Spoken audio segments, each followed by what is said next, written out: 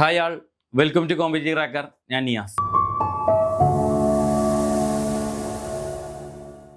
അപ്പോൾ കഴിഞ്ഞ വീഡിയോയിൽ നമ്മൾ കഴിഞ്ഞ AMV എക്സാമിന് വന്നിട്ടുള്ള ജോബ് റിലേറ്റഡ് ടോപ്പിക്സിലെ നമ്മളെ മോട്ടോർ വെഹിക്കിൾ ആക്ടിൽ നിന്നും മോട്ടോർ വെഹിക്കിൾ ഡ്രൈവ് റെഗുലേഷൻസ് എന്നൊക്കെ വന്നിട്ടുള്ള കുറച്ച് ക്വസ്റ്റ്യൻസ് ഡിസ്കസ് ചെയ്തിട്ടുണ്ട് അല്ലേ. ഒരു 10ഓളം ക്വസ്റ്റ്യൻ ഡിസ്കസ് ചെയ്തിട്ടുണ്ടായിരുന്നു. നമുക്ക് 20 ക്വസ്റ്റ്യൻ ആണ് ജോബ് റിലേറ്റഡ് ടോപ്പിക്സ് എന്നുള്ള രീതിയിൽ വരിക. അപ്പോൾ കഴിഞ്ഞ തവണ ചോദിച്ചാണ്. അപ്പോൾ നമ്മൾ ബാക്കിയുള്ള ഒരു 10 ക്വസ്റ്റ്യൻസ് കൂടി നമ്മൾ ഇന്നത്തെ ഈ ഒരു വീഡിയോ സെക്ഷനിലൂടെ ഡിസ്കസ് ചെയ്യാൻ വേണ്ടി പോകും. അപ്പോൾ ഇതിന് മുന്നുള്ള 10 ക്വസ്റ്റ്യൻസ് നിങ്ങൾ വീഡിയോ കണ്ടിട്ടില്ല എന്നുണ്ടെങ്കിൽ നിങ്ങൾ ആ വീഡിയോ പോയി കാണുക. കാരണം അതിലാണ് റെഗുലേഷൻസ് എന്നുള്ള ഭാഗങ്ങളും മോട്ടോർ വെഹിക്കിൾ ആക്ടിൽ നിന്നുള്ള ഭാഗങ്ങളും കൂടുതലായിട്ട് വന്നിട്ടുള്ളത്. അപ്പോൾ ഇതിലും മോട്ടോർ വെഹിക്കിൾ ആക്ടിലെ പെനാൾട്ടി ഒഫൻസസ് എന്നുള്ള ഭാഗത്ത് നിന്നുള്ള ക്വസ്റ്റ്യൻസ്, കൺട്രോൾ ഓഫ് ട്രാഫിക് ആ ഭാഗത്തു നിന്നുള്ള ക്വസ്റ്റ്യൻസ്, അതോടൊപ്പം തന്നെ നമ്മുടെ കേരള ടാക്സ് ആക്ഷൻ ആക്ടിൽ നിന്നുള്ള ക്വസ്റ്റ്യൻസും കാര്യങ്ങളൊക്കെയാണ് നമുക്ക് ഈ ഒരു സെക്ഷനിൽ ക്വസ്റ്റ്യൻ ആയിട്ട് ഉൾപ്പെടുത്തിയിട്ടുള്ളത്.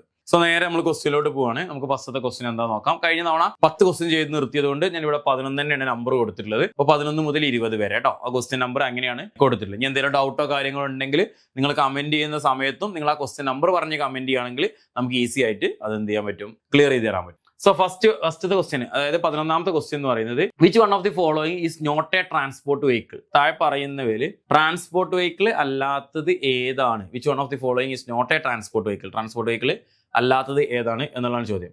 Public service vehicle, private service vehicle, education institution bus, അതേപോലെ തന്നെ നൺ ഓഫ് ദി അബോവ്. ഇതിൽ താഴെ പറയുന്ന 3 എണ്ണത്തിൽ ട്രാൻസ്പോർട്ട് വെഹിക്കിൾ അല്ലാത്തത് ഏതാണ്?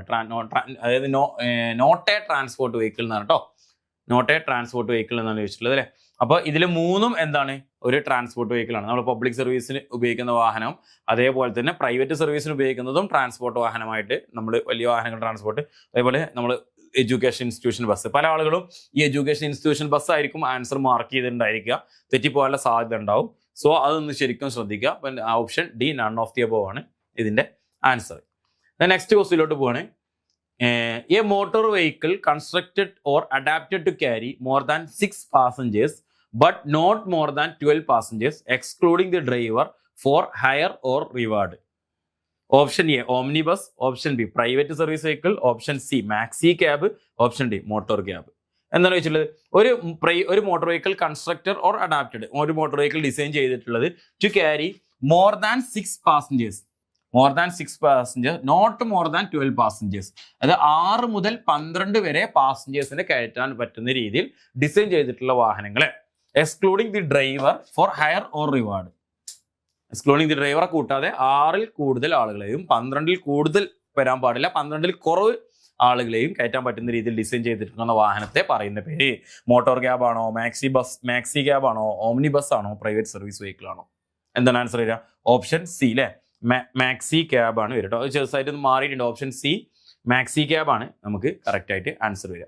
മോട്ടോർ ക്യാബ് ആണെന്നുണ്ടെങ്കിൽ എങ്ങനെ? മോട്ടോർ ക്യാബ് ആണെന്നുണ്ടെങ്കിൽ ലെസ് ദാൻ 6 കേട്ടോ, 6 ഡ്രൈവറെ കൂടാതെ 6ൽ കുറവ് പാസഞ്ചേഴ്സിനെ കയറ്റുന്നതാണ് മോട്ടോർ ക്യാബ് എന്ന് പറയും. നെക്സ്റ്റ് ക്വസ്റ്റ്യൻ, 13ാമത്തെ ക്വസ്റ്റ്യൻ നോക്കാം.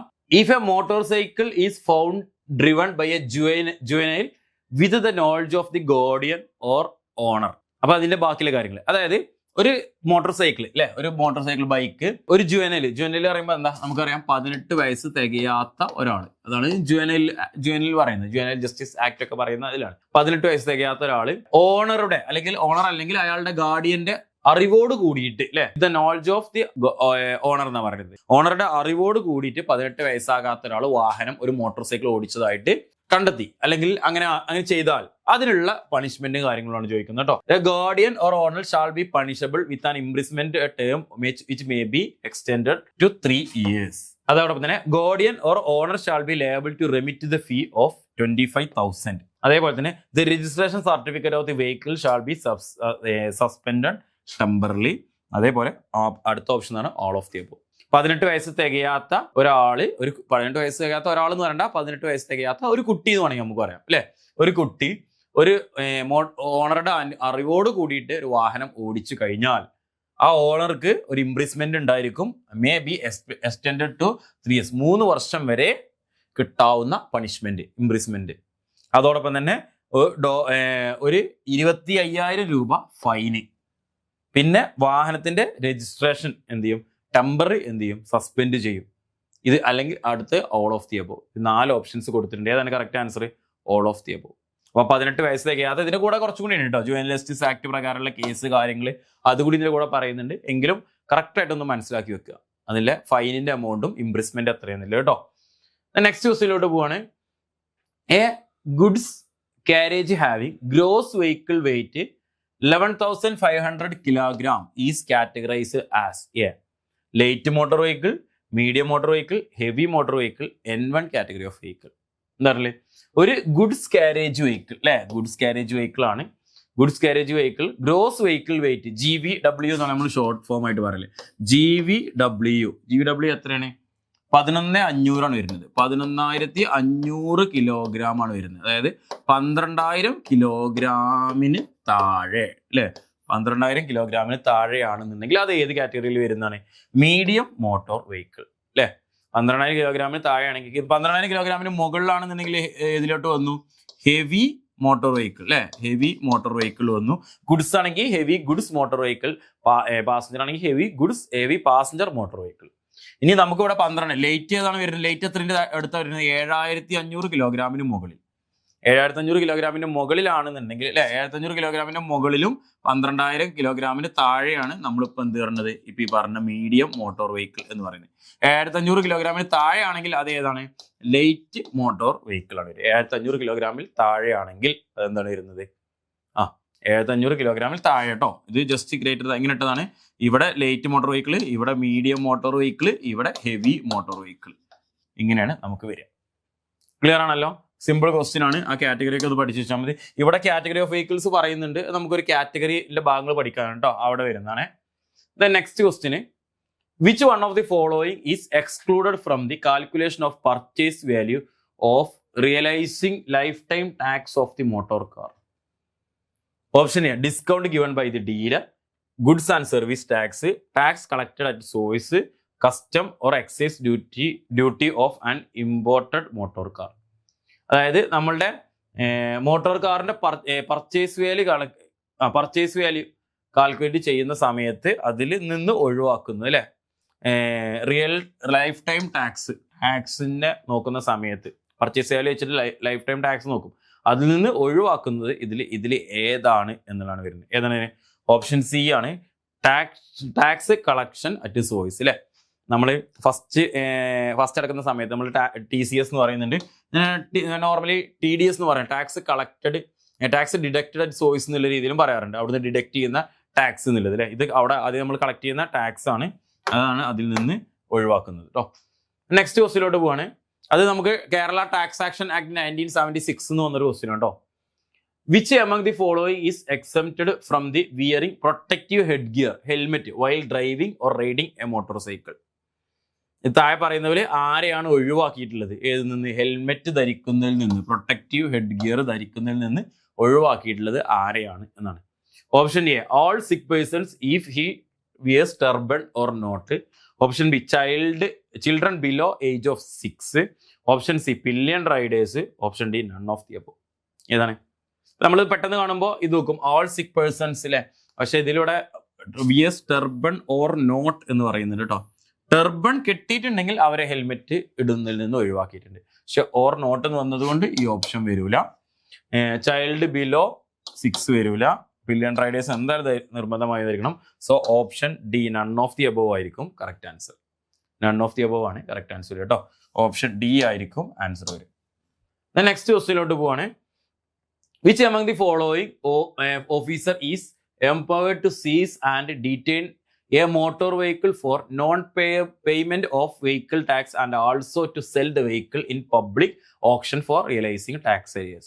അപ്പൊ താഴെ പറയുന്നവർ ഏത് ഓഫീസറിനാണ് അല്ലെങ്കിൽ ഏത് ഉദ്യോഗസ്ഥനാണ് എന്ത് പറയുന്നത് ടാക്സ് അടക്കാതെ അല്ലെ, ടാക്സ് അടക്കുന്നതിൽ നിന്ന് ടാക്സ് അടക്കാത്ത വാഹനം പിടിച്ചെടുത്ത് കഴിഞ്ഞിട്ട് അത് പബ്ലിക്കിന് എന്ത് ചെയ്യാൻ പറ്റും? ഓപ്ഷനിലൂടെ അല്ലെ ലേലത്തിൽ കൊടുക്കാനുള്ള അധികാരമുള്ള ഓഫീസർ ആരാണ് എന്നാണ്.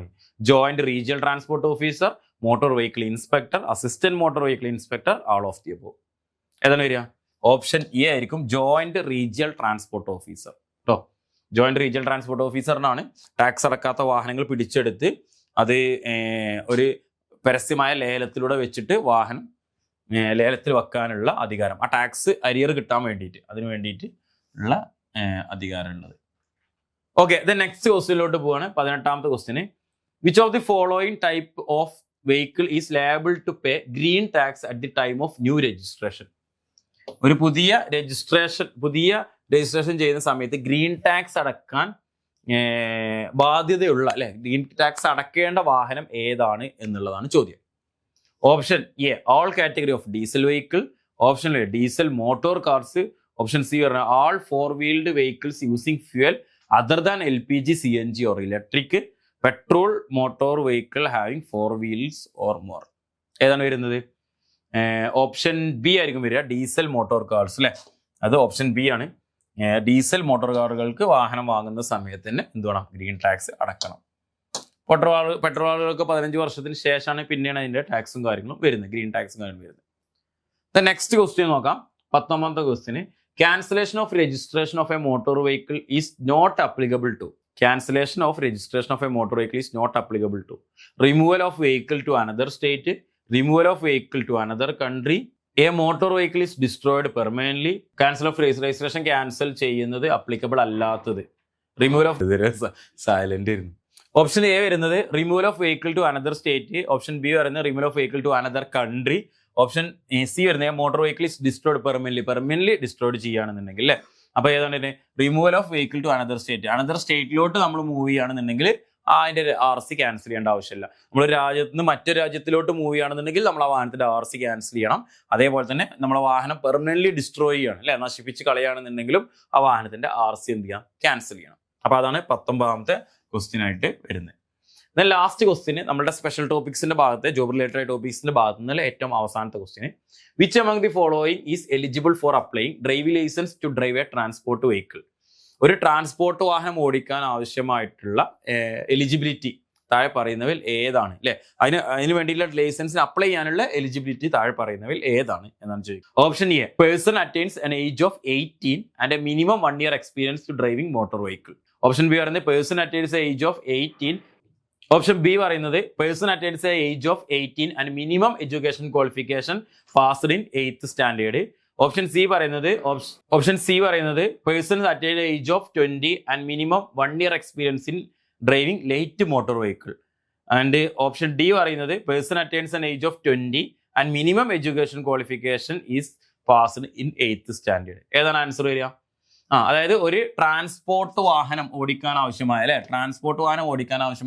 ഡ്രൈവിംഗ് ലൈസൻസ് അപ്ലൈ ചെയ്യണമെന്നുണ്ടെങ്കിൽ person attains an age of 20 and A minimum 1 year experience in light motor vehicle അല്ലെ. ഓപ്ഷൻ സി ആണ് കറക്റ്റ് ആയിട്ട് ആൻസർ വരിക. അതായത് 20 വയസ്സ് പൂർത്തിയാവുകയും വേണം, LMV എടുത്തതിന് ശേഷം 1 year ആയിരിക്കുകയും വേണം, അല്ലെങ്കിൽ 1 year എക്സ്പീരിയൻസും അദ്ദേഹത്തിന് ആവശ്യമാണ്. ഇതാണ് ലാസ്റ്റ് ക്വസ്റ്റ്യൻ വരുന്നത് കേട്ടോ. അപ്പൊ നമ്മൾ സ്പെഷ്യൽ ടോപ്പിക്സിന്റെ ഭാഗത്ത്, ജോബ് റിലേറ്റഡ് ടോപ്പിക്സിന്റെ ഭാഗത്തു നിന്നുള്ള 20 ക്വസ്റ്റ്യൻസ് നമ്മളിപ്പോൾ കംപ്ലീറ്റ് ചെയ്തു, 2 വീഡിയോയിലായിട്ട് കംപ്ലീറ്റ് ചെയ്തിട്ടുണ്ടായിരുന്നു. സോ നിങ്ങളെ എക്സാം AMVയുടെ എക്സാമിന് വേണ്ടി പ്രിപ്പയർ ചെയ്യുന്നവർക്ക് വേണ്ടിയിട്ട് CCയിൽ പുതിയ ബാച്ച് സ്റ്റാർട്ട് ചെയ്തിട്ടുണ്ട്. അപ്പോൾ ബാച്ചിന്റെ ഡീറ്റെയിൽസ് കാര്യങ്ങൾ അറിയാൻ വേണ്ടിയിട്ട് നിങ്ങൾ നമ്മളെ നമ്പറിൽ കോൺടാക്ട് ചെയ്യാം. നമ്മളെ സിലബസ് ബേസ്ഡ് ആയിട്ടുള്ള റെക്കോർഡർ ക്ലാസ്സസ്, അതോടൊപ്പം തന്നെ അതിന്റെ PDF note, previous year questions, mock test കാര്യങ്ങളെല്ലാം തന്നെ ആപ്പിൽ അവൈലബിൾ ആയിരിക്കും. അപ്പോൾ ഇതേപോലുള്ള വീഡിയോസ് ഇനിയും നമ്മുടെ ചാനലിൽ അപ്ലോഡ് ചെയ്യുന്നതായിരിക്കും. വീഡിയോ നിങ്ങൾ ആദ്യമായിട്ടാണ് കാണുന്നതെങ്കിൽ നിങ്ങൾ എന്ത് ചെയ്യുക? ചാനൽ സബ്സ്ക്രൈബ് ചെയ്യുക, വീഡിയോ ഇഷ്ടമായാൽ ലൈക്ക് ചെയ്യുക. ഇതേപോലെ മറ്റൊരു വീഡിയോ ആയിട്ട് നമുക്ക് വീണ്ടും കാണാം. Okay, thank you.